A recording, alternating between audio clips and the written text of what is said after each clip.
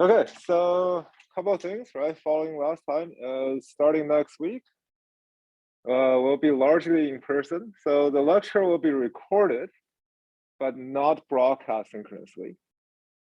Okay, and again, the idea is not to treat the broadcast as a lecture. Okay, it's just to treat that as a backup resource, or if you happen to be isolating, you can watch the recording. But I do encourage you to show up to class if you can. Secondly, related to the homework, again, if you have comments or you want me to look at how your homework was graded, please let me know. Don't talk to the grader, right? So the grader really doesn't adjust grades afterwards.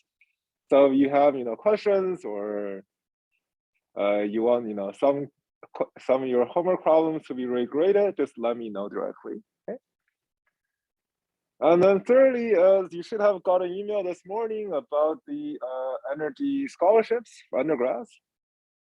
So for all the undergrad students taking this class, you certainly qualify for it. Right? So I encourage you to apply. This year, we're looking at how to give more reward, more scholarships than we have done in the past. And because this was stopped for a while, because nobody paid the money for scholarships, but now they pay. So we're looking to give about 10 scholarships at this time. Each of them will be $2,500 made directly to you. Okay? So you're certainly encouraged to apply for that. Normally we don't get that many applicants. Even if you have gotten in the past, you're still eligible to get it again. Any questions about that? Or the class starting next week?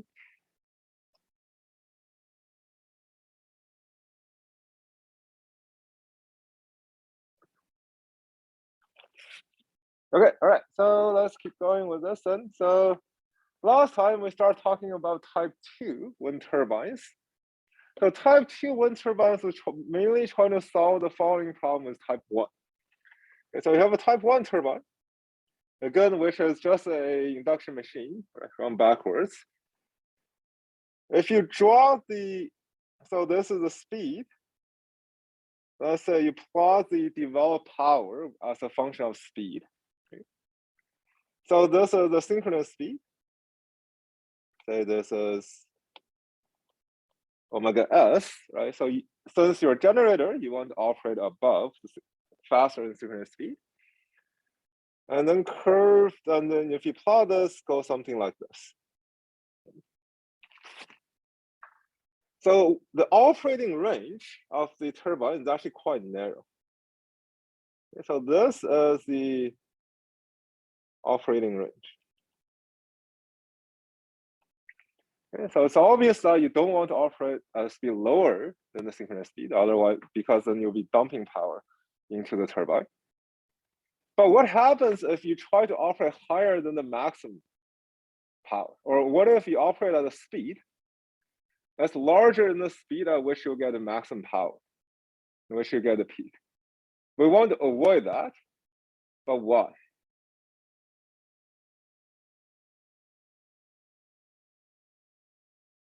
So what happens if you operate past a peak? It's unstable because your torque goes down as you increase speed, right? Right. So the main reason is stability. It's not just that your torque goes down because you increase speed. So it's okay. That by itself is okay. It's the fact that you switch the operating regimes of the turbine. Okay, so what happens is in the first range here, right, you have sort of increased speed. This implies increased power. Whereas in this region, you have sort of increased speed gives you decreased power.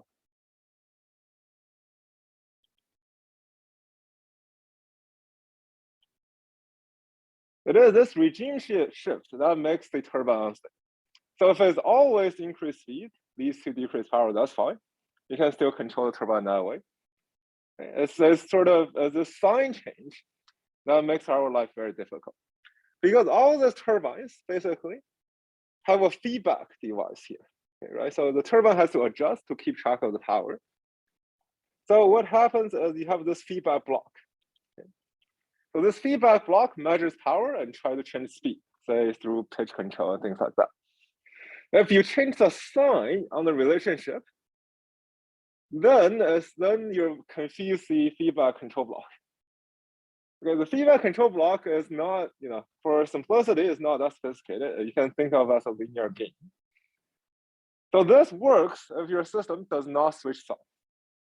If your system now suddenly switches the sign, then that makes this feedback difficult to control. So that's where the instability comes from. It's not just, there's nothing inherently wrong with increasing speed leading to decreased power. It just, there's the two regions behave qualitatively different. And we need to pick a region to work in. Okay, so you operate at this sort of narrow region, right? We pick a region that goes from the synchronous speed to the maximum power. This is our operating region. So the problem with this operating region, this is very narrow.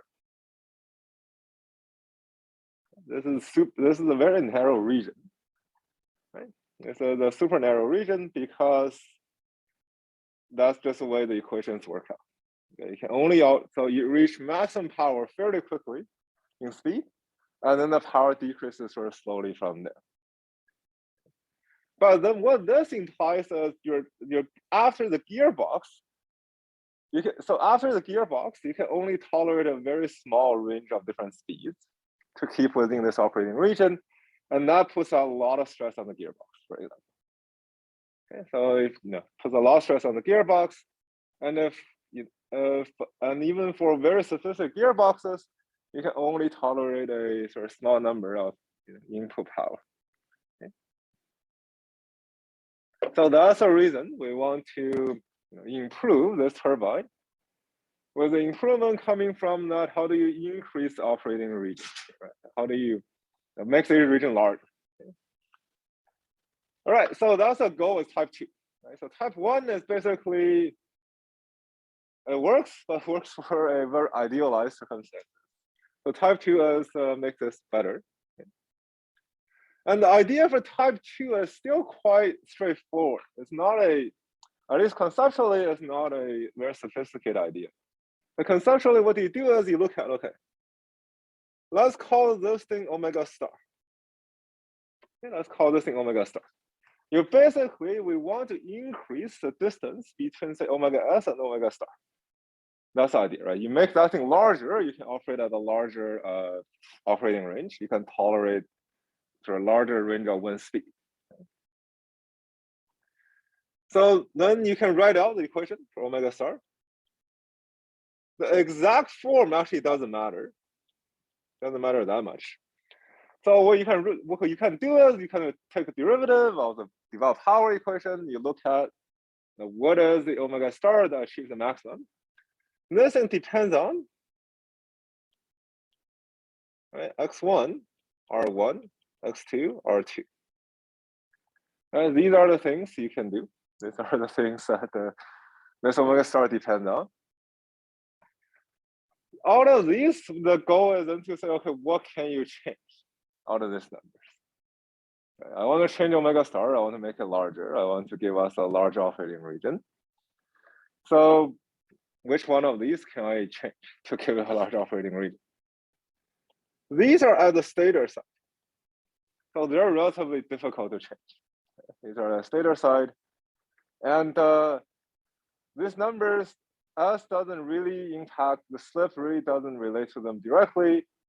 So that's not you can change them, but it requires a lot of change to these parameters. This is the secondary side, so this is the rotor side. But this is a reactance. So this doesn't relate directly to active power. And also this doesn't get modified by S. Okay, so you can change it, but you need to change a lot in this X2. So this is sort of react power. And doesn't get modified by S. So it's not very sensitive, or omega star is not very sensitive to this change. This is a good number to change because in the equations, the way R2 prime shows up, and this shows up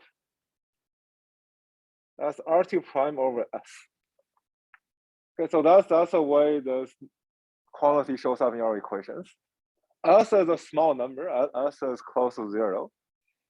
So any changes of R2 primes is amplified by this 1 over S factor, right, which is a large number.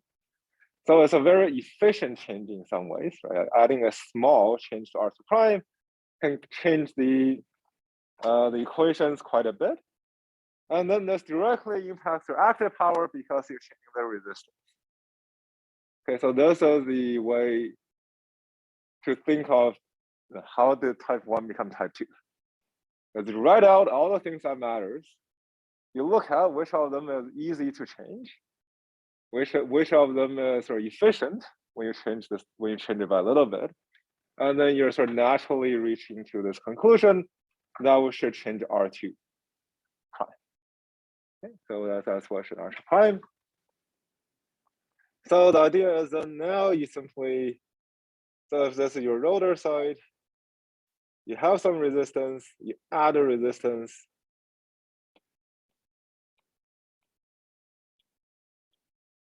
and in parallel with the switch. Okay. So by controlling the switch, you can dynamically control how much resistance you add to the rotor, and that in turn changes the speed and power curve. So that lets the turbine operate at variable speed. Okay, so this is really the conceptual way of thinking about type 2. This is how we get to type 2.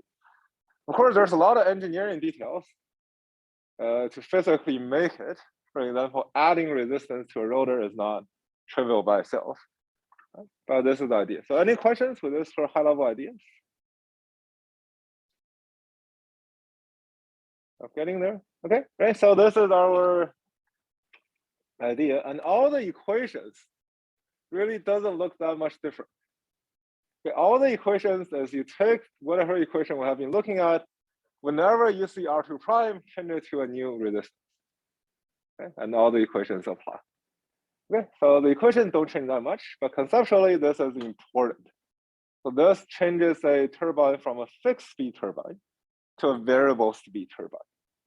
Again, because it can operate at under a range of wind speed. Okay, so again, right, so you look at it in our equivalent circuit, you basically just have this new variable that comes in. Okay, you have R add that shows up, that replaces R2 prime in all of our equations. Okay. All right, so a lot of equations are the same, but often we want to make them to make things slightly easier to work with. Again, it comes down to how we deal with the shunt. So remember, you have seen this again in this week's homework. You have this kind of circuits with a shunt.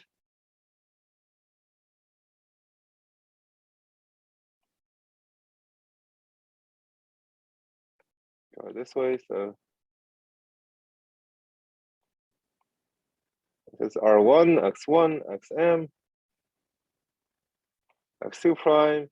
This is R2 plus R at, right? And this is a developed voltage, but of course you're adding a resistance, so we can change this developed voltage changes. And so this is R2 prime plus R add prime S1 minus S. Right, so this is developed voltage.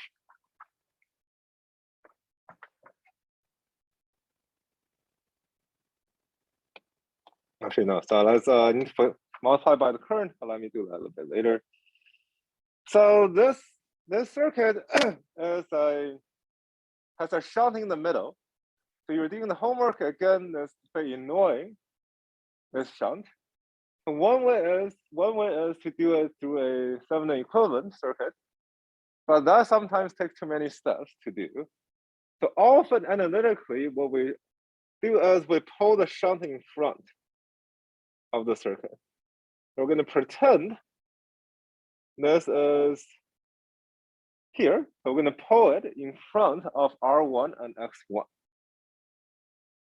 Okay, so we're going to pull it here. And the rest of the circuit, this becomes some x, right? So x in total, we have some x here. We can add the reactants. We can add R here. Then we'll have a developed. We'll have a developed. So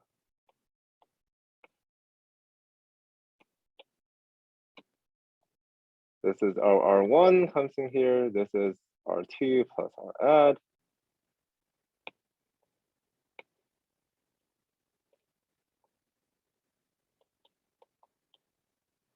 VD add.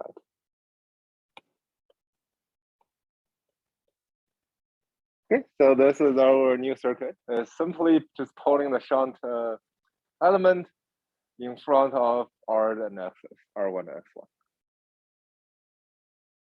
So the current here is IA2 prime, and then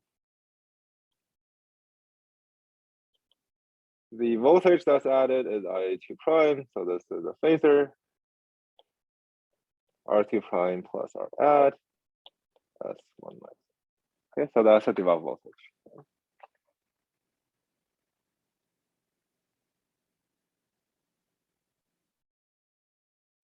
Okay, any questions for this?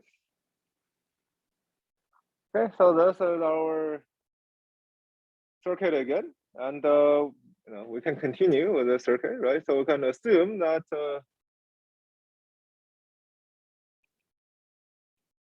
R1, X1 are small.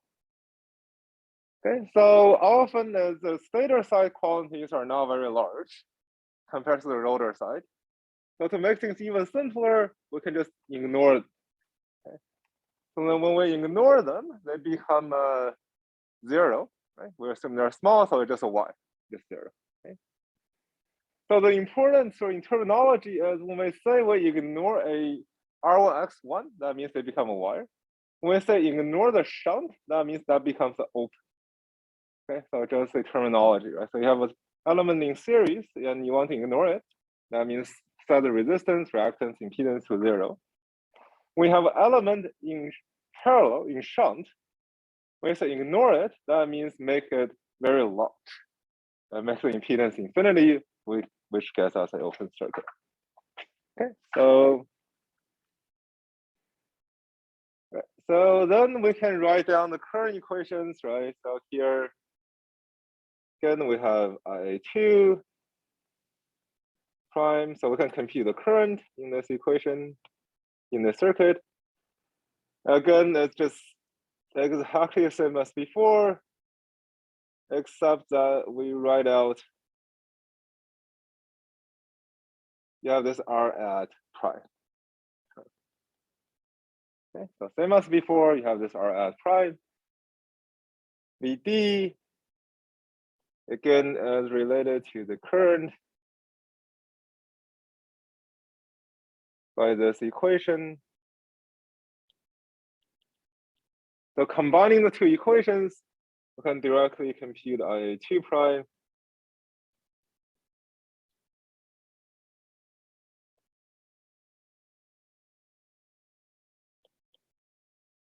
S plus JX2. Okay, so that's where our add comes in. It sort of modifies the current, right? So if if our add prime was 0, you have some current. By changing this value of our add prime, you can modify the current. So you can modify the current. Modifying the current modifies the power output. So that gives us a wider operating range for power.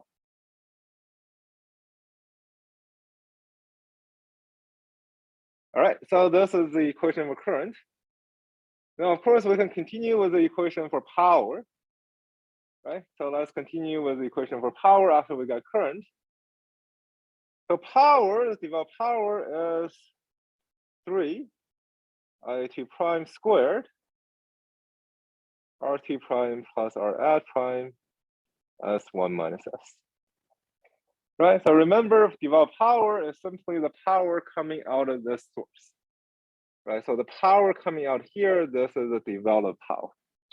Right, so again, we're reading the power from right to left.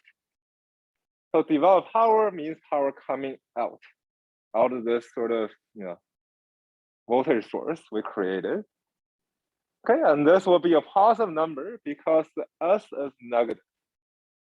Okay, so the negative sign in front of developed power is there to make this number positive because we want to think of the generator as generating power. Okay, think of the generator as generating power. So if you have a homework question, right, as for this week saying, what is the power generated, active and reactive power? So there, you want to make sure you got the sign correct. Or alternatively, you can just spell it in words. Say this is active power delivered to the grid. This is reactive power delivered from the grid to the generator. Okay, so you can either do the signs, or to be safe, just write it out in a sentence, which way the power flow.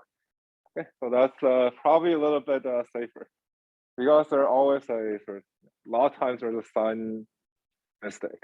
So if ever in doubt, in your answer, just write it out in a sentence. Okay, so that way, even if you get the signs wrong, it's okay. We know which way the power is flow. Questions? Just what's the standard notation there? Is I think before you said negative power is power delivered to grid typically, but like spelling it out is. Yeah, so there's convention changes. Convention changes from when you're looking at a generator to looking at power flow. So you're taking something like 454, the convention there may be different than this course. So that's just, yeah. It's easiest to just spell it out. Easiest to spell it out. And so if you don't spell out, then the convention is positive developed power is power generated by the generator, so to the grid. Okay, it's power generated by the generator to the grid. So that's normally not very tricky. The tricky thing comes to reactive power. So then you need to be careful which way the sign goes, right? So for that, especially just spell it out in your answers. Right, so know which way the power flows. Any other questions? Yeah, I have a question. So normally since this PD is generated by the generator, normally we have it as a negative because it's going to the grid, right? So it's not consuming. That's why I think it's, in my understanding, that's why it has to be negative, because it's giving the grid. So with respect to the generator, is going to be negative, right?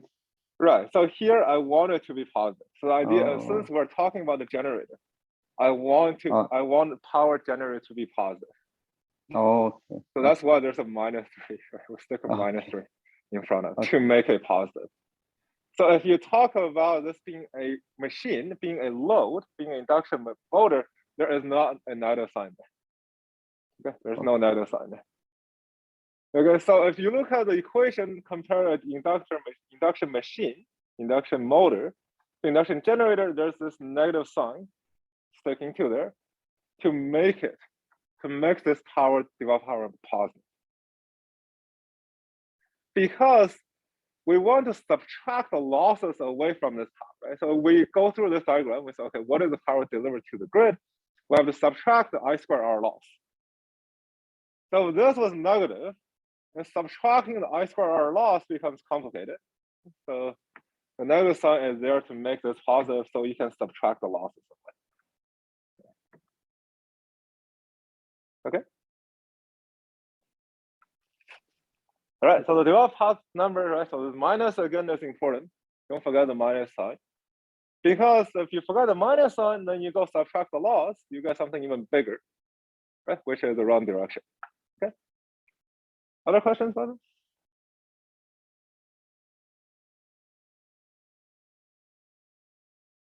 Okay, yeah. So signs are important. So the way to get the correct sign is to remember which way power flows.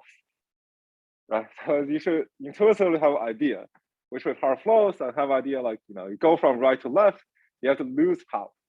Power has to be lost in the resistances. You cannot, this number cannot become larger. Right? So just remember that. Then this power, again, we can plug in the equation for IA2 into this equation here. You collect everything together, you have power developed. This is -3, 1 minus S over S, VA1 squared, R2 prime plus R add prime, R2 prime plus R add prime,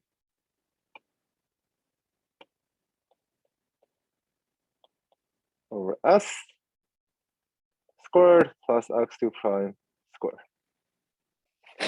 Okay, so this is our sort of giant equation. We plug everything in. Again, you don't need to look at this equation. It's okay to go back to type 1 and just replace R2 prime with R2 prime plus R. Because these are the exact same equation. There's nothing new about this equation. Okay. But this is just more explicit with R appearing in this equation. Okay. So again, if you change the value of R, you change sort of the developed power. Okay, so so let's look at what happens. Let's look at what happens here. Why the hell?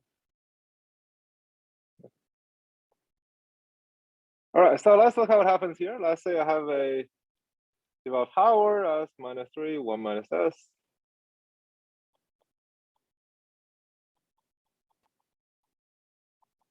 Again, copying the equation from before.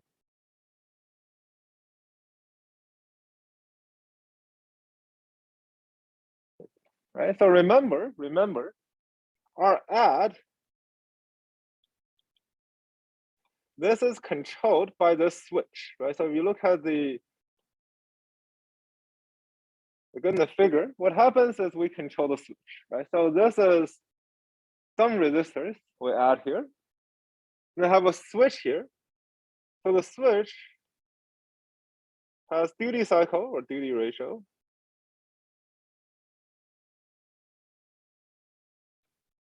T on over tau, right? So I'm switching the switch at some duty cycle T on over tau.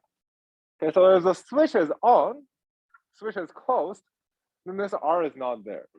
If the switch is off, then the current has passed through R, right? So this is the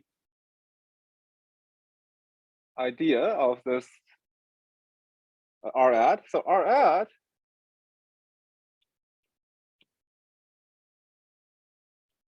equal to 1 minus K, right? Whenever it's off, times R. Okay, so it's 1 minus K, 1 minus the duty ratio, times the actual resistance I have there. Right, so I can make R add larger or smaller. Basically, what I can do is I can make R larger or smaller by changing K. Right, so the smallest, so this in turn implies R add is some number that's between 0 and R. Right? So you cannot make it less than 0. So we are not adding a negative resistance to it. You can make as large as the physical resistor you have there. Okay, so that's the idea of adding this R add. So what happens when you plot this thing is, so if K is 1, if the switch is always closed, then nothing happens. It's exactly as before. So this is our speed versus power developed. This is omega s. So let's say this is some curve when K is 1. In the R add is 0. Right? We're not adding any resistance to it. So this is the curve way we had before. Okay, so the way this curve shifts, if you add some added resistance to this curve, so what happens is the peak happens later. Okay, so let's see why the peak happens later. So if R add grows, right, becomes larger, what happens in the denominator, you have a R add squared term in the denominator. Okay, so this R add, once if the value increases, the increase in denominator by something like R add squared. Okay, so the denominator becomes larger at the same slip, basically. Right, the denominator becomes larger at the same slip. So the peak of this curve is shifted later. Okay, the peak is shifted later. You have to reach the peak, you need a larger speed. Basically, you need a larger speed. So what this looks like is, it looks something like this.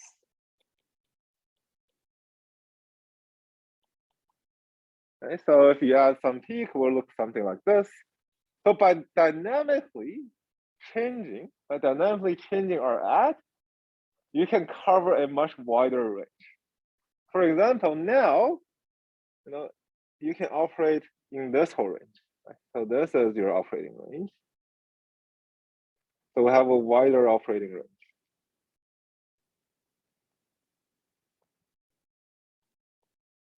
Okay, just a wider operating range because I can change when the peak happens. I can change when the maximum developed power happens.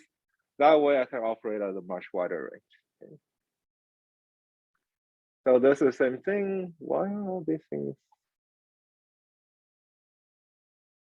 Okay, so this is delta omega 1, 2, right? So this is just saying we got a much wider operating range. So, right, so by changing R, again, I can change which speed I reach certain power, and I can dynamically control R. All right, so just to make this more explicit, we can do compute whenever this pull-out power happens, whenever the maximum power happens. We can compute that as a function of R at. We'll compute that as a function of R at. So the power is -3, 1 minus S over S, 1 squared. Again, same equation. Squared plus x2 prime squared. Okay, so let's figure out when the maximum slip happens. Okay, let's figure out, at what S is this power, at what slip, at what speed that do you reach the maximum power? So we can do a ds, set this equal to 0, right? Differentiate it, set to 0. So this is a somewhat complicated differentiation to do. S comes out in many places. So you can do the differentiation and set to 0. Luckily, the equation the maximum S comes out to be fairly simple, right? So let S prime be the maximizing S. So if we do this, we get S prime as minus M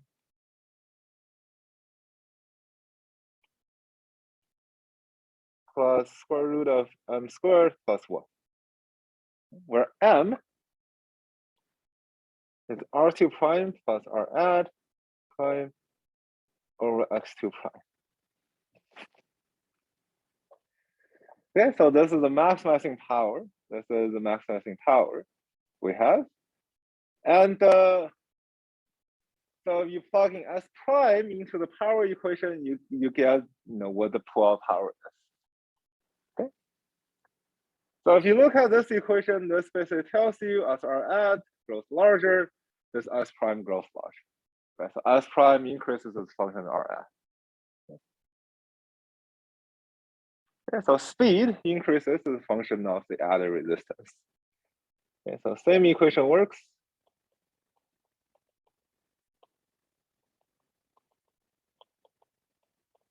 Type 1.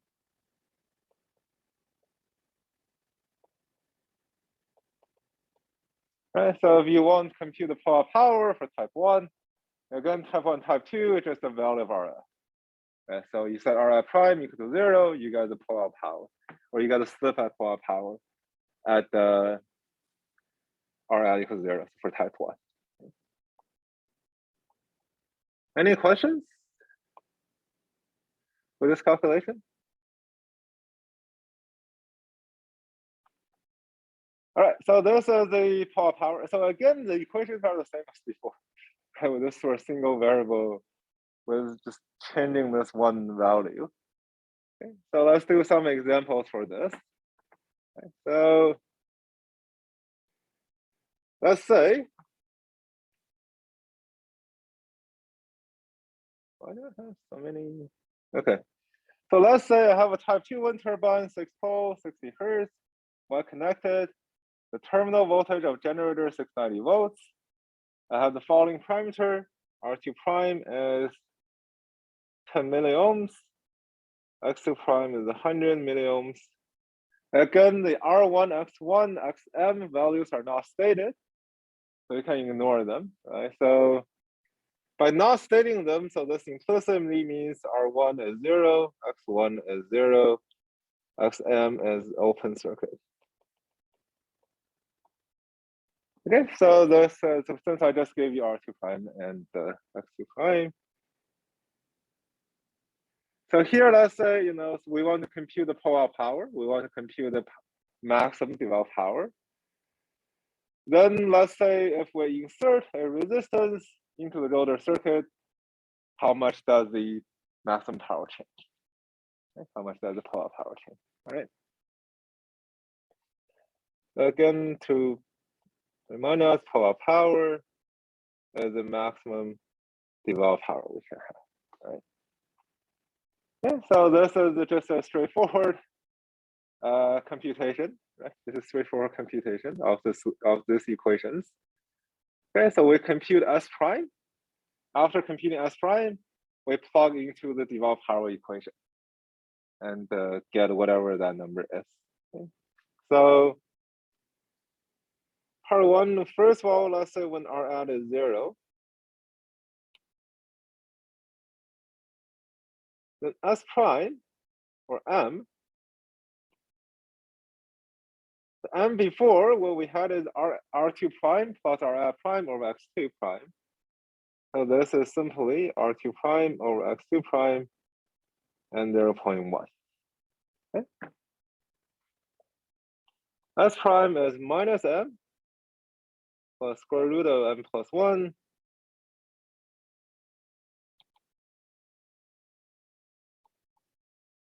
plus 1. This is minus 0.1 times, right, just plugging all these numbers into it,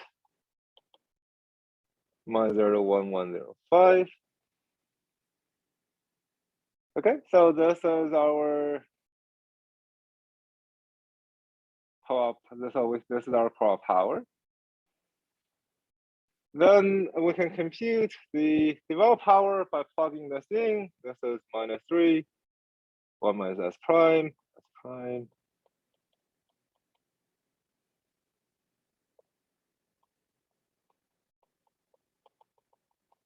Okay, so this is just sort of straightforward plugging things in into this equation. With the again, remember that VA1 in this equation is 690 over root 3. Okay, so don't forget the root 3. Don't forget root 3. Don't, So it's a terminal voltage of the generator 690 volts. That's the line-to-line voltage. Right? To use this line, to use the voltage in this equation, you need to divide it by root 3. So here I get 2.53 megawatts. Okay, so we can redo the calculation, right? We can redo the calculation with some R add. Okay, so let's redo the calculation. Let's say R add. Now we're adding some resistance, right? This is R1 minus the duty ratio. So adding a 0.02, we're adding some resistance. 1 minus 0.5. 0.5 is our duty ratio. This is 0.01 ohms. Okay. Recomputing the M parameter.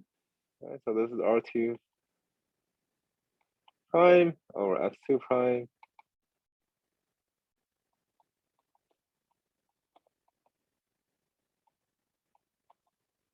(0.2) S prime minus M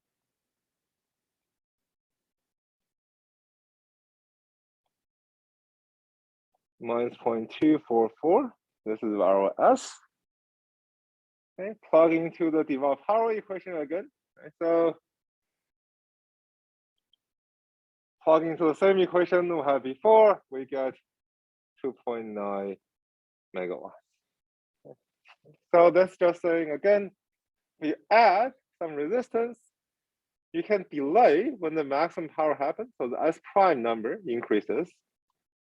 So on one end is 0.11. On the other side, if you add some R add, this is now changed to 0.24. And then you have a little bit more maximum developed power. Okay.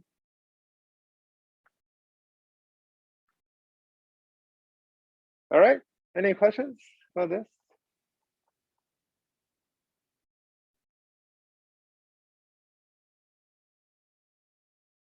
Okay, so one question is, does higher maximum developed power imply necessarily you get more power to the grid?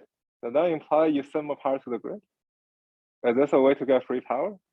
It seems that add some resistance, increase PD, increase developed power. Is this a good way to send power to the grid?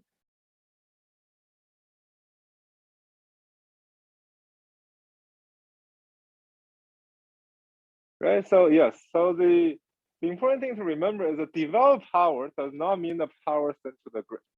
There is a loss mechanism that makes all this calculation non-trivial. Okay? So remember on the rotor side, right, what we have is we have x2 prime, we have x2 prime here. If we add some resistance, this is r2 prime plus r add. So then this is our developed voltage, right? Okay. So it is true that you have some R add, you increase that, you get more developed power. But then by adding R add, you also have more losses. Because now you have increased the resistance in your rotor circuit. So R add also leads to higher loss.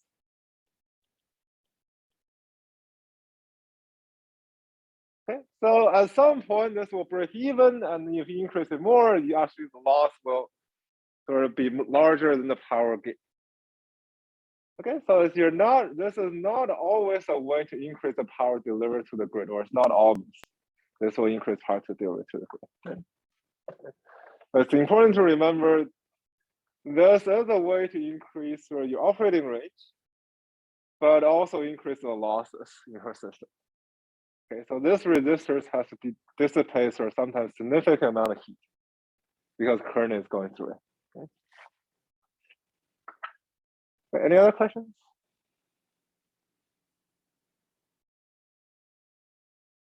Okay, so small resistors are typically large, right? So small resistors are typically large because they have a lot of current through them. You have to dissipate the heat that comes with having high current. So that's often sort of mechanically when you construct this kind of things, resistance is difficult to manage. And it's difficult to manage. Right? You need the way to put a resistance on the rotor, which is the rotating part. Okay, so that's normally right now. Notice what happens: the resistors are directly wired into the rotor itself.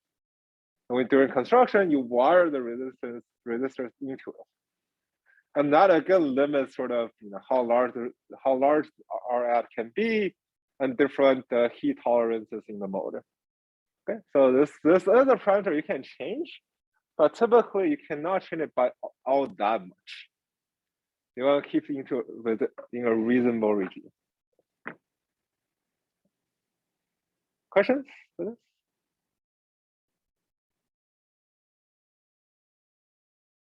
Okay, all right, so this is developed power. So lastly, we're going to look at developed torque.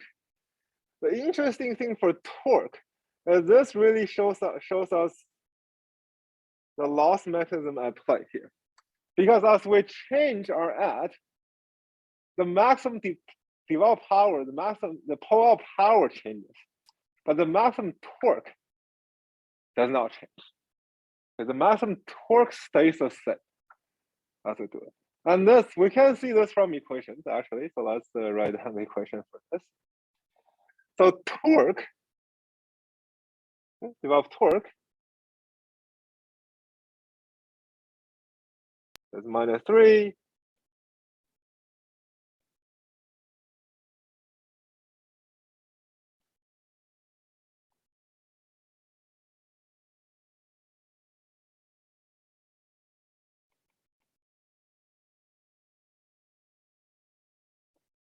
So this is a torque equation for torque. If you take a derivative, you find the speed at which the maximum torque occurs. and substitute into this equation, you actually don't get the maximum torque is not a function of adder resistance. It's not a function of adder resistance. So this is also a way of showing that adder resistance is not a free sort of way to get power or get torque. So the maximum torque you get, in some sense, related to the maximum. So the maximum torque you get, it does not depend on our at. Okay, so this torque depends on the synchronous speed, depend on the x2 parameter, but not the adder resistance parameter. And so this is where the losses you get by adding R at cancels out the gain you have. And this sort of cancels out exactly at the maximum torque point. Okay. So to convince ourselves, again, we can do the equation. Okay, so convince ourselves, we can do the equation. So we have the TD equation, right?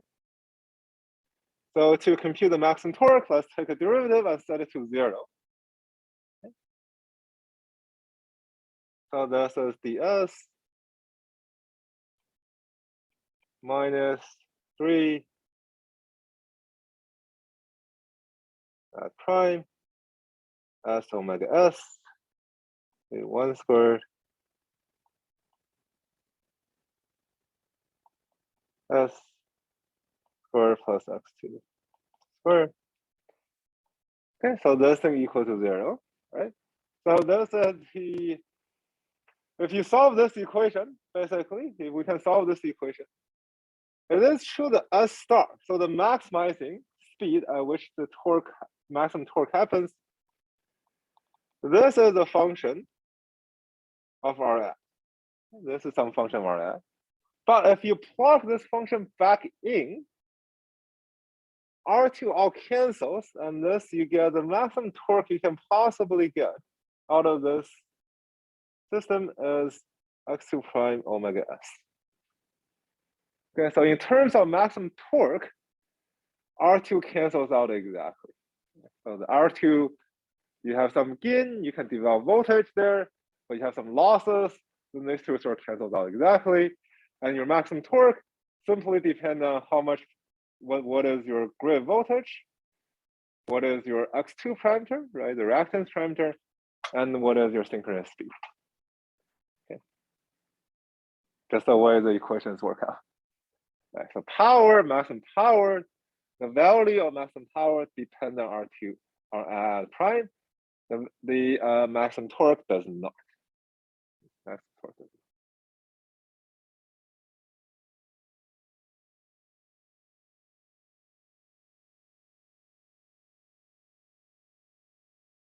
All right, any questions for this?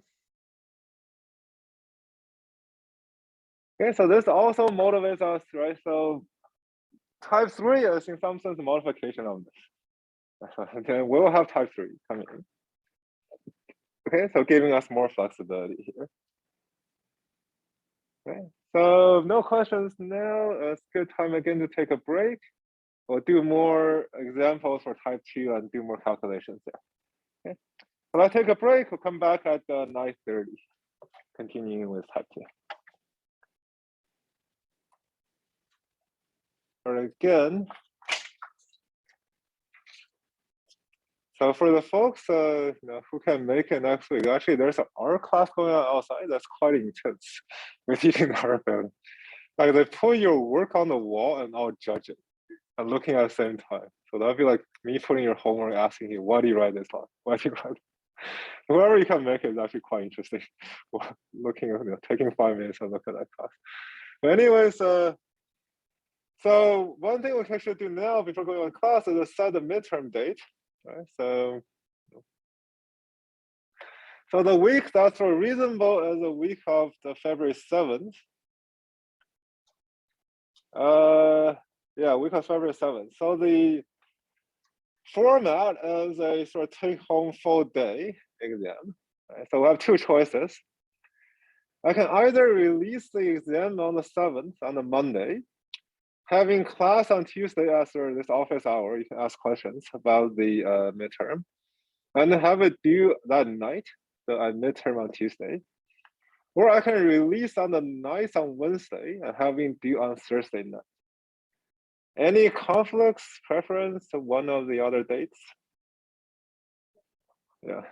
Yeah, so take time and look up and see whether there are conflicts or preference going on.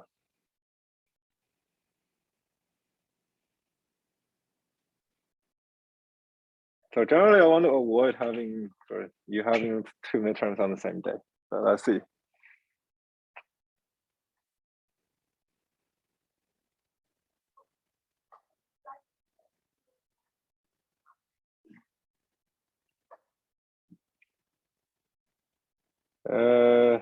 Any issues? So if not, I'll set it on the 8th. Any problem with the midterm on February 8th?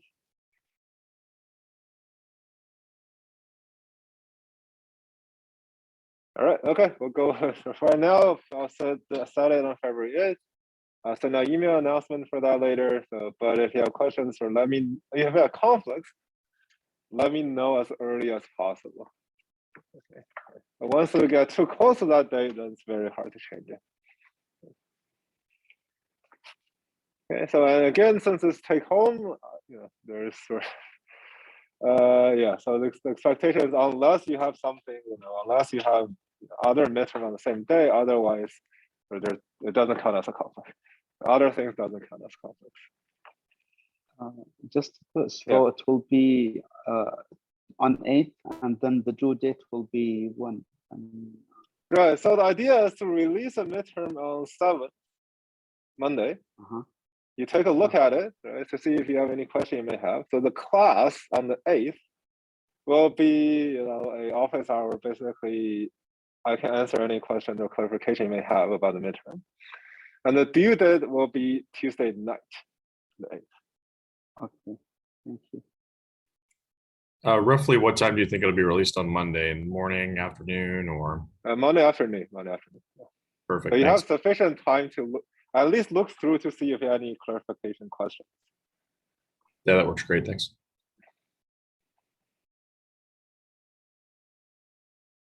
Okay, yeah, so that's okay. We'll plan to go with that date. Let's go with that for the midterm. So yeah, for this class, the midterm, so similar to the homework questions, the calculation could be long. So you don't want to leave until the last minute to do it. And then definitely you don't want to leave until the last minute to ask me any questions you have. Okay, so you want to release Monday afternoon, take a look.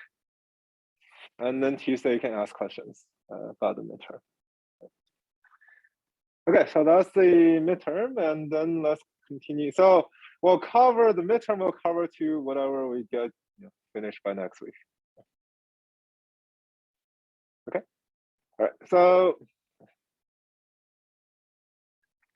okay, so let's continue with type 2. Right? So this is maximum torque. So let's do again do another example. Just plug all the numbers in. Right? So same example from before. Plugging the numbers in to see that the torque really doesn't change. Okay. So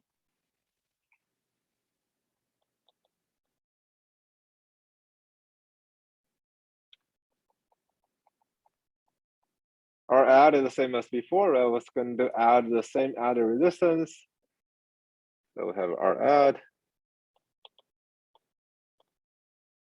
milliohms. And then we want to look at the maximum torque and the maximum power. Right? So, and to pay attention to when they happen. Okay? So we want to look at when, at what speed does the maximum torque happen? At what speed does the maximum power happen? Are they the same? This kind of thing. Okay? All right, so do the computation here. So without our add, okay, so we have S star is minus R2 prime, X2 prime. Okay, so this is not S prime. Okay, this is not S prime, right? So S prime for example, was from the equation from the example before, S prime was minus 0.1105.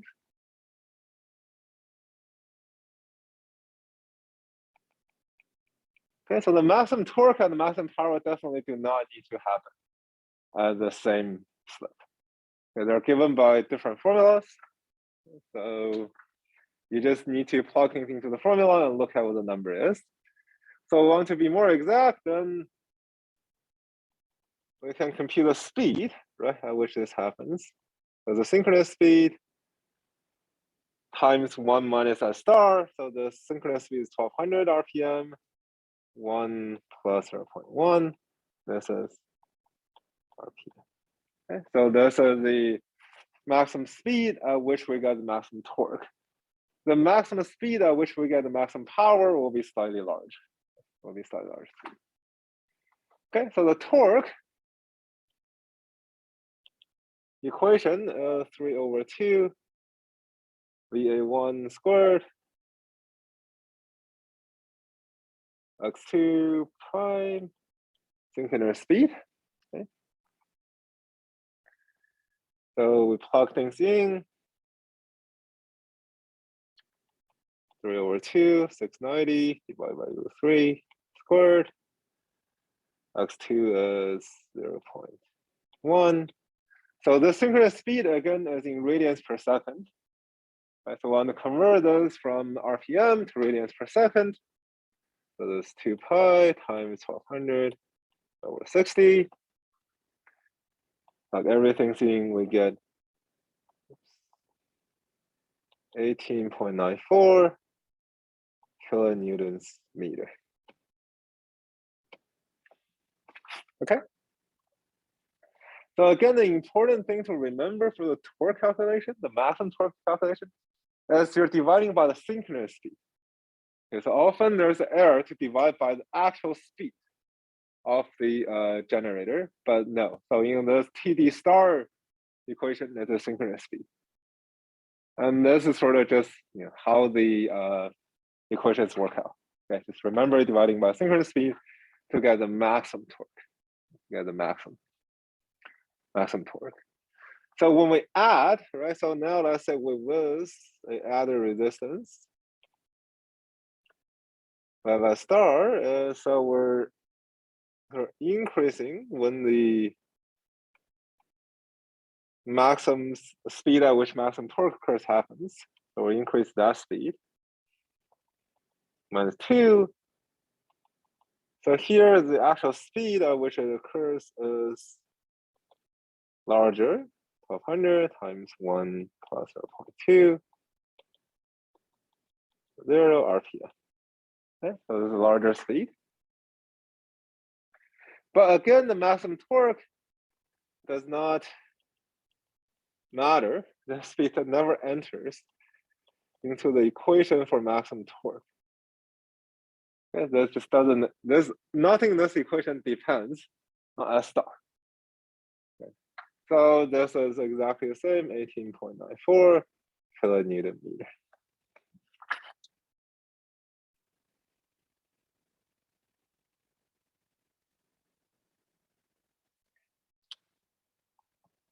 Okay, any questions for this?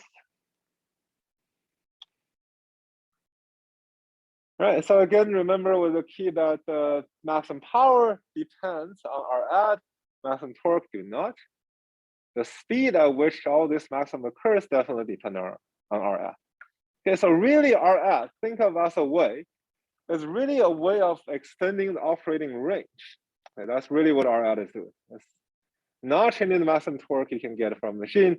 It's just changing when it occurs so you can operate at a larger range. Okay, so that's a key thing with type 2. Type 2 is not more efficient than type 1, right? It's not more efficient. So here the engineering is really not about efficiency, but about not really efficiency, but operating range. Okay, so this actually often is important to have a wider operating range than squeezing efficiency out. So a lot of renewable engineering is not chasing for the top efficiency, is chasing a wider operating range. Often we, especially for people who working, very much in solar panel design, for example, a lot of chemical, chemistry or chemical engineering people, material science engineering people, their goal is try to get the most efficient thing out of it, whether it's for solar cells or batteries, things like that. Often in electrical engineering, the goal is not chase for top efficiency, the chase for a wider operating range. To make sure you can operate the thing for a wider range of system conditions. So that's what control is about, right? It's not about optimizing efficiency. It's about optimizing operating range. And so this is one example of that, right? So it's not terribly efficient, but yeah, go ahead, questions? Yeah, I guess I'm curious what this maximum, like when you would want to calculate this maximum torque, like what would this be with parameter, what would this be useful for? Right, so the maximum torque is not a terribly useful parameter, it's just sort of thing you can calculate. What you really care about is S star or N star parameter, because that tells you your operating range. Right, so if your compute N star is 1440 RPM, that tells you sort of how fast you can go. The TD star is sort of curiosity, just some number that comes out of it. Any other questions? Go ahead. If the speed at maximum power is not the same as speed at maximum torque, which of the two? Right, so the good question is the speed of maximum power is not the same as speed of maximum torque, right? What stay below the maximum speed? Which one do you stay below? As you stay below the minimum of the two, right? You stay below the minimum of the two. You want to avoid, you have curves or something like this, you want to stay to the left of the peak. To compute both speeds, you stay below the minimum. So in general, torque will come out to be a bit smaller number, but still you want to stay below the maximum. Yeah, so the total power is still useful. That sort of tells you electric power, how much you can possibly generate. Maximum torque is not terribly useful as a number. So just, and also doesn't depend on anything, right? Which is sort of curiosity you can compute. Okay. Right, good. Any other questions? Okay, so these are equations. So the next example is closer to what you'll see in practice. So this is a closer question you'll see in practice. Because what happens is, let's say I have a generator operating at some speed of 1230 RPM. Okay, that's your speed. The wind speed changes. Right? So your wind is, let's say, faster. So the generator speed suddenly kicks up to 1260 RPM. But let's say we still want the developed power to stay constant. Okay, we still want constant power output. I don't want to change the power output. I want to be a sort of just an ideal generator in that sense. But I need to add some other resistance. So compute the other resistance where the power stays constant. And then let's also compute how much power is consumed because I've added that other resistance. Okay, so this is much closer to the actual questions you have in practice. So you have some target power you want to hit. You want to change this R to stay at that target power. So let's compute things, right? So let's see that. I guess I did not. So let's say for simplicity, let's say VA1 squared VA1 is.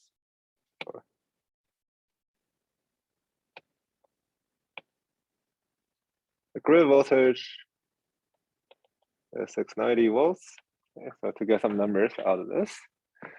And then so the R2 prime, so we're going to keep the same parameters as before. Right, so we're going to keep all the same parameters we had before. So R2 prime is 0.01 ohms, X2 prime is 0.1 ohms. Okay, so same parameter as before. Let's compute our add where the developed power is constant. So to do that, basically we want to compute what the power was and then solve the equation. Right? So let's say without, right? So at 1230 RPM, no R add, we have S as NS minus N or NS. SS.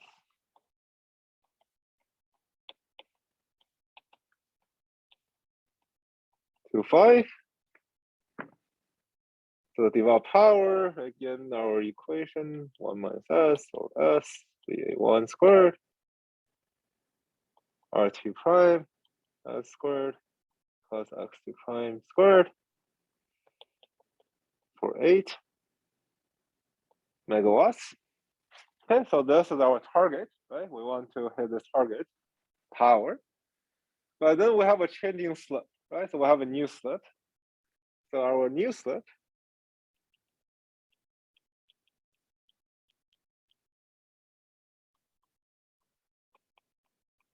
right? So this just doubles the slope, basically. Okay, so we want some R at where when we change the slope, the output power doesn't change, right? So we have R at.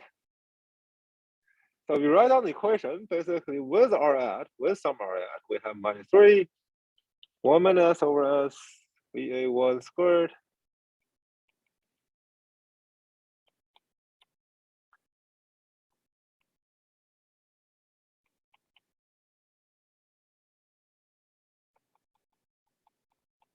Okay, so here we want S as equal to minus 0.05. We want this to still equal 1.148 megawatt.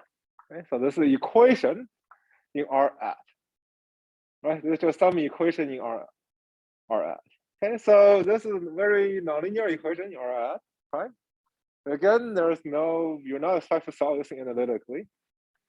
It is a quadratic equation, so if you really wanted to, you could solve it. You could expand this out, you can write down a quadratic equation. You can do it analytically. So before, when the test was in class, this is what you had to do to solve this equation. So now your life a bit easier. You can just again graph it and just look at when it crosses 1.148. Or just, you can eyeball this, or you can just graph it and look when it crosses. So our add this is 0.0218 ohms. Right, just solving this equation, you'll get this number. All right, so solving this equation, you got this number. So when you search, when you graph this function, you want to graph, you want to basically pick the sort of the grid pretty finely for RR prime. Okay? Because RR prime is normally a small number, so 0.0 something. So you want to search over a pretty fine grid. Okay? You don't want to search with a step size of 0.1, right? That you'll miss the solution. So search with fairly fine grid, and you can read off whatever solution. Or or if you have some other way of solving this equation, you can just solve it whichever one you want. Okay, so in any homework or exams, as long as you can write down this equation, this one doesn't matter how you solved it. Any questions? Okay. So for this problem, it looks like it's not actually the new resistance is not dependent on the grid voltage, but can it be written as a is it nonlinear enough that it's a function of R2, or is it can it be written as like a fraction of R2? Just curious, like the relationship. You'll get a fraction of R2, so it doesn't depend on VA1 squared, but we just give it some numbers to look at. And this is a function of R2 prime and X2 prime. So this is a quadratic equation. So you can there's an analytical solution to this. Just has a bunch of R2 prime times this kind of thing because of square. Yeah. It's a bit messy, but it's possible to solve this. Yeah. So, but again, your expectation is, especially in the midterm, is get to the right equation, then solve it however you want to solve it. Okay, then just say I solve this equation, and this is the value I get. So you'll not be judged on the way you're solving this kind of equations. So whatever software you like, you can use a graphing calculator, you're familiar with that, you can do it by hand if you want, but it's not that important how you solve this, right? So let's compute the power loss, right? So this is the developed power, but again, there's some power loss in it. So to compute the power loss, we can compute the current. Right? We can compute the current and do the I squared R loss. Okay? So the current as minus VA1 RT prime plus R at prime SJX2 prime. So plugging all those numbers into it, we get this is 618 angle minus 8.3 amps. So this is the current, and then the sort of power dissipated by this added resistor. The three are at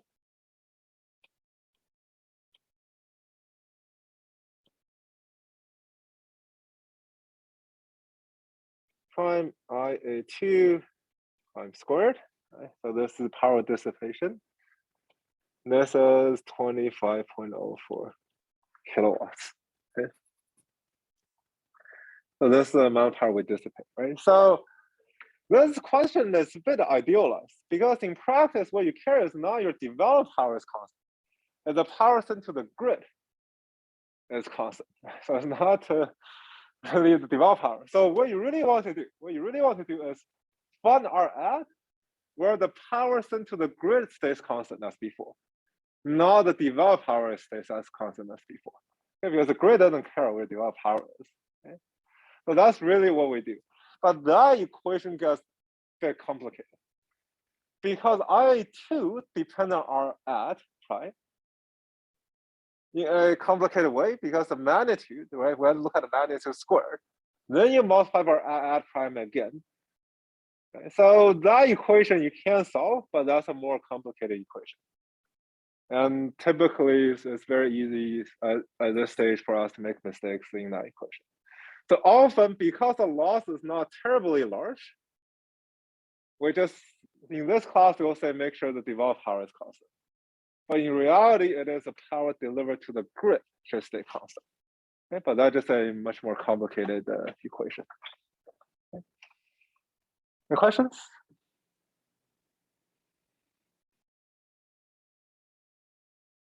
It's also be reasonable, right, when you solve this equation. So if you give the equation to a computer, because it's a quadratic problem, there's two solutions to it.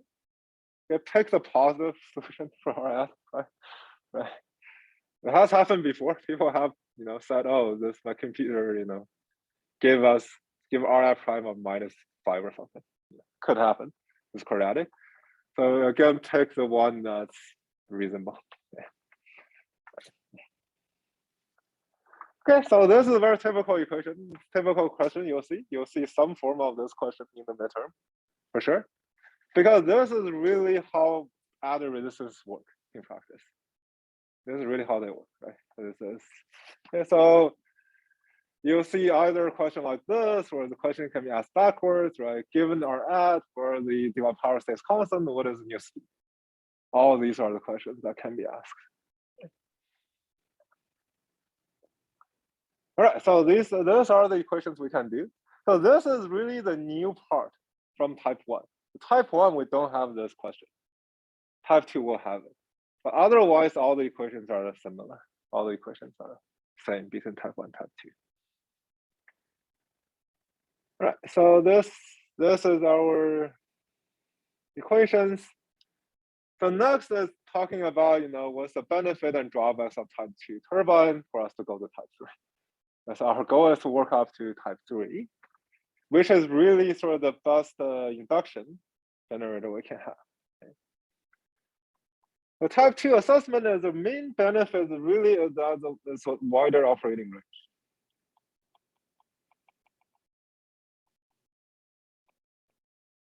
This is sort of really the main benefit.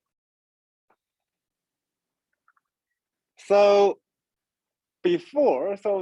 previously, adding resistance to the rotor is actually quite challenging because you have a rotating rotor that's fairly high speed. You have to do that wiring. So that wiring can get complicated for a rotor.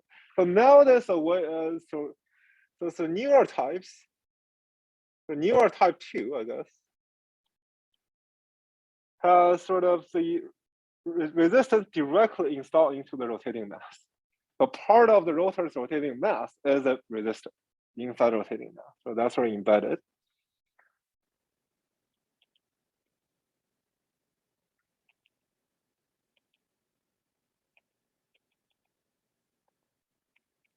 Right, so that solves that sort of solved the problem of installation.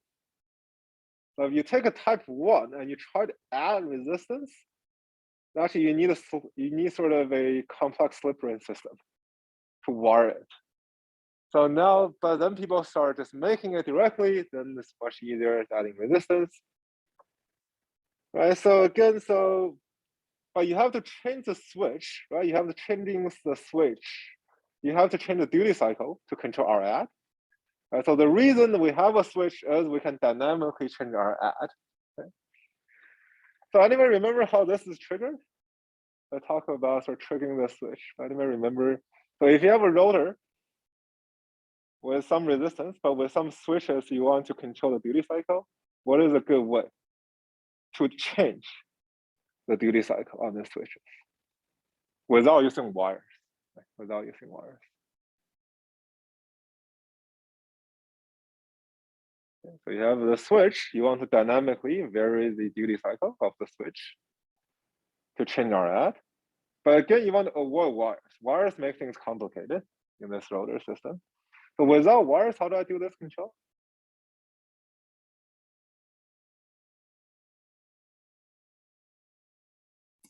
Optical switches. Optical switches, right? So that's sort of that's actually one of sort of the good example of optical switches. Because optical signals found a lot application in this. So this is the duty cycle, the duty ratio or duty ratio K is controlled by optical switches. Optical. So you basically on the stator, you have this optical signals, and that is so yeah, you have on the rotor, you have a receiver, and that changes the switch. That's changing things, the switching frequency. Okay, so this is so the control is okay. Adding resistance is also okay because you add it directly to the rotor's rotating mass. It actually doesn't increase the weight by that much. It is part of the system, anyways. It's part of it. So the main drawback is again, similar to type 1 is one reactive power is a problem. So still, there's no way for us to provide reactive power. We're not changing X in the system. So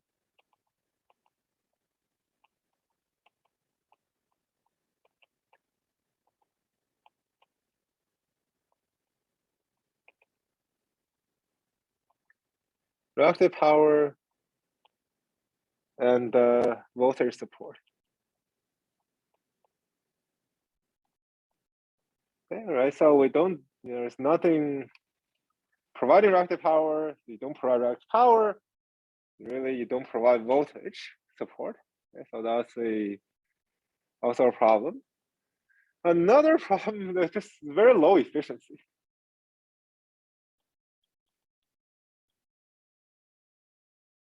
Yeah, it's very low efficiency because you're adding resistors. So if you do, for example, you ever come up with a solution, and your solution is let's add a bunch of resistors, that's probably not a very efficient way to do it. Okay? But again, at this time, the goal is not efficiency. The goal is just operate, make sure the wind turbine is off. Okay, so we'll take a hit at efficiency and solve the, right? So this is solving a range of problems. So for type 1, the biggest problem was it doesn't operate a lot of time. The type 2 solve this problem. It doesn't deal with reactive power, it doesn't deal with efficiency. But let's just this sort of solve it step by step. Okay?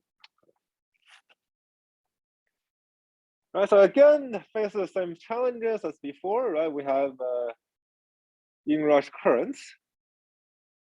Okay, so we have inrush currents. But the good thing is because you're adding resistance, the inrush current actually goes down. Because you have larger resistance. So whenever you first connect to the grid, because you have this added resistance, the inrush current goes down because you're looking at a larger resistance. So V over R gives you smaller current. So that's a benefit. That's actually a sort of good benefit of this. So for example, if you look at the inrush current, right? So you have IA2 prime at some starting point. This is minus VA1. divided by R2 prime plus R add S JX2 prime. All right, so this is the current coming from the rotor side, from the secondary side. So the current you're drawing from the grid, this is just IA2 prime minus IM, right? So this is subtracting off the IM, the shunt current. Okay. So this is minus VA1 R prime S X2 prime minus VA1 over JXF. So basically, because we have R add, we can reduce this current significantly. Because IA1 goes down. We have R add, IA1 goes down, and the current goes down. And this was also a big benefit. So this, because of this added resistance, then you don't need a connection at the grid side anymore. So before we had this sort of bypass resistance at the grid side to reduce the grid voltage. But now you don't need to reduce the grid voltage, you can just increase your own resistance to reduce the current. So that's often a way that this added resistance is also used. It's doing first connection. Okay, so if we do an example, right? So let's look at the magnitude of these current changes. They have type 2 turbine, 6 pole, 60 hertz, 3-phase, Y connected, all the same things. Let's say R2 prime is 10 milliohms, X2 prime is 100 milliohms, XM is 5 ohms. So XM is typically much larger than the other two. And let's say when we connect to the grid, we're spinning at 1230 RPM. Okay, one compute that inrush current, and then compute the inrush current when we have some added resistance, right, to reduce the current at starting, to reduce its current surge, for example. Okay. So without added rotor resistance, without this R add, we have S is 100.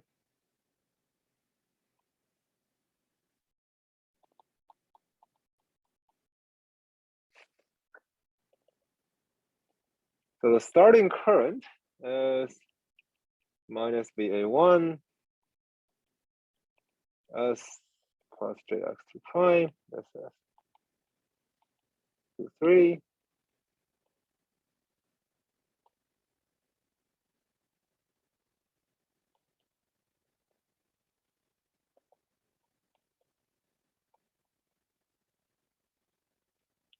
So this is just how much current we have. And then the current in the magnetizing branch, right? So the IM in the shunt branch, this is VA1 over JXM, 690 over √3, J5, this is 79.67, angle 90 degrees, amps. So the inrush current, IA1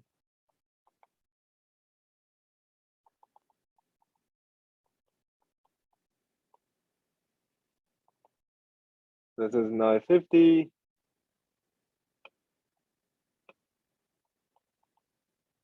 Angle 3.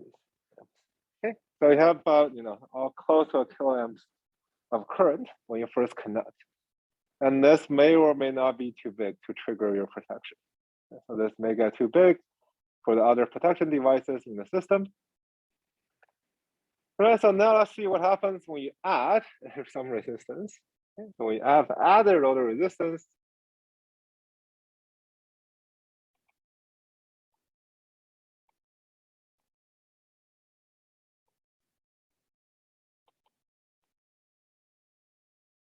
All right, so we have our add prime, right, 30 milliohms.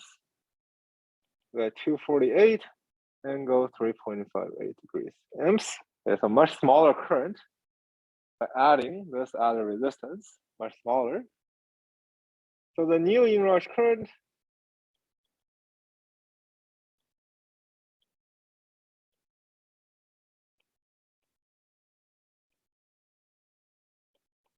new current is 265.64 angle 21. Right? So IM doesn't change. IM just depend on VA1 and JSM, so that number doesn't change. So we can subtract that off again to get a much smaller current. Right? So that's another value of having resistance control. Okay.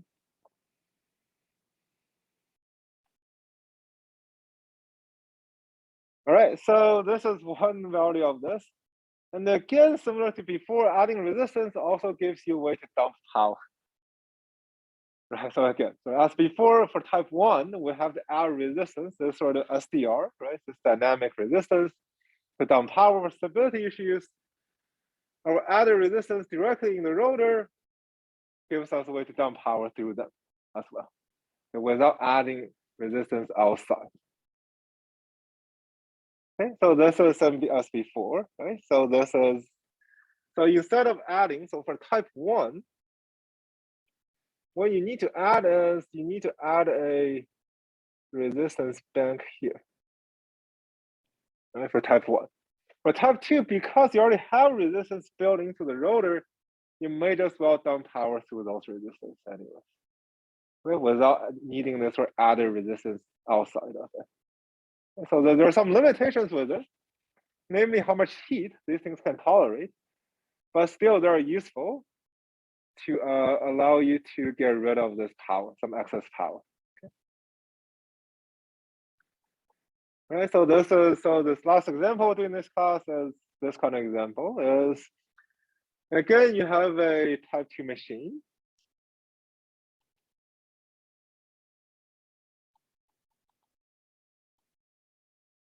Right, so you're providing 2 megawatt, a steady speed of 1230 RPM.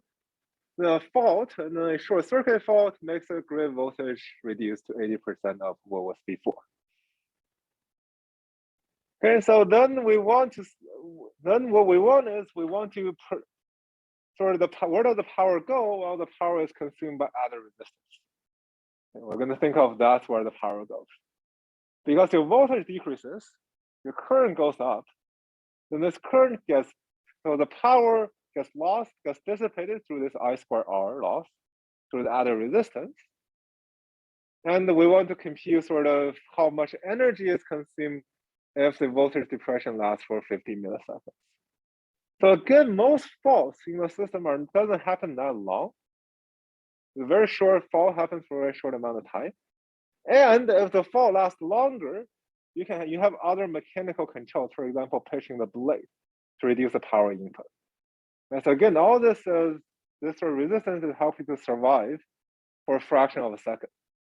Because blades are large, you cannot take some time to pitch them, right? So this is for you to survive long enough such that you can take those kind of controls. Okay. So, right, so if we have, so we want to compute sort of, what different powers we have. So if you look at the power developed, right? So if you look at, so let's first compute a slip.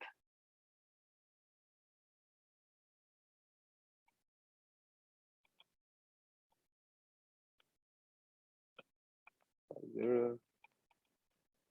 So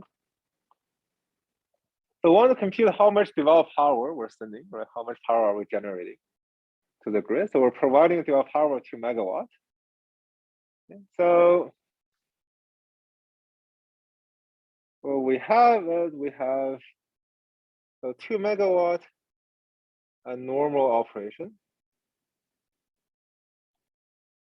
So at 80% voltage drop. So what does this mean? This means VA1 goes to 0.2 times 690, right? So we have 80% drop. So I lost, let me see this 0.2 or no, 80% of steady value. Sorry, steady value. So this is eight. So at 80% voltage, so this goes from 690 to 0.8 times 690. Okay, so we're operating at 80% of the steady state voltage. So it's 80% of 690. Okay. Right, we want to compute how much power are we generating at this time. Right? How much power are we generating at this time? Okay. So I have a added resistance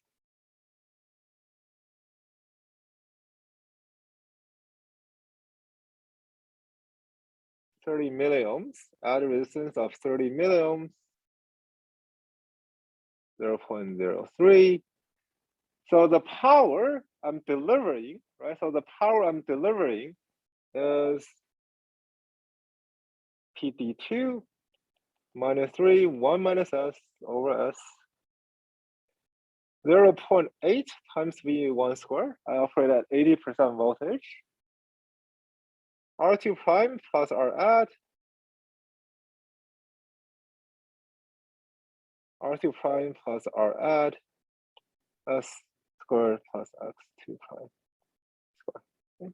So I'm going to compute how much power I can actually still deliver when the voltage is 80% of the voltage before. Okay. So we can compute this equation, plugging all the numbers, solving this equation.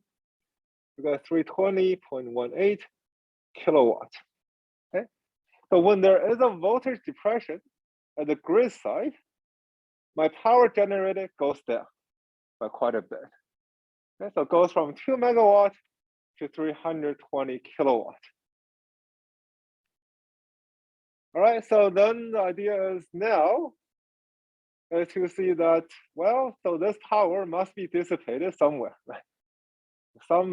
We have to dissipate this power somewhere. So this power is basically dissipated through the added resistance.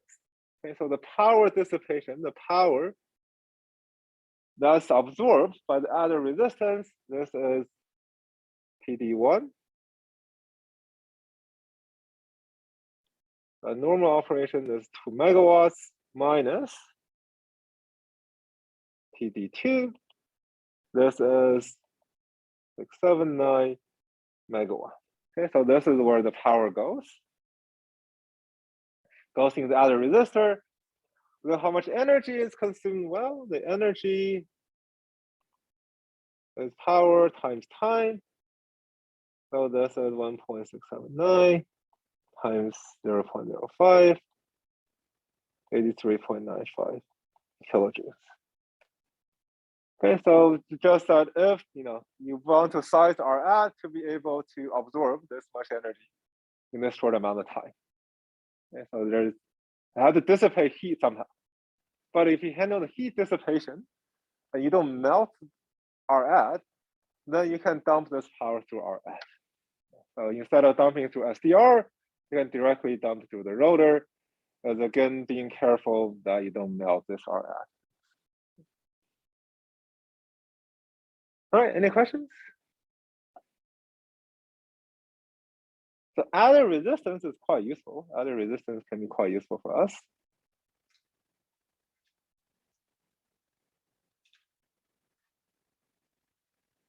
Okay, so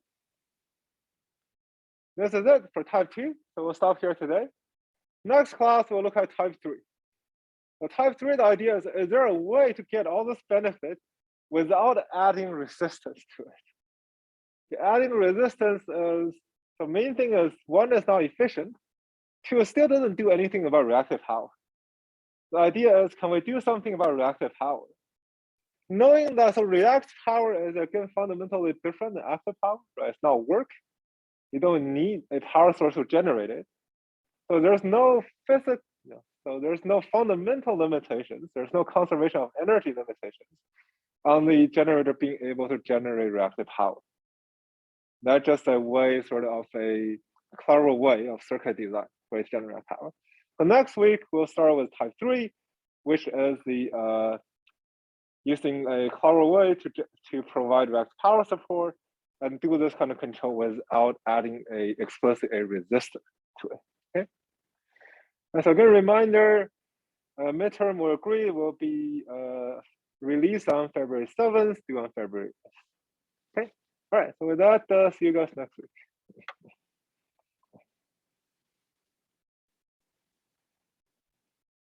I actually have one question. Yeah, sure. I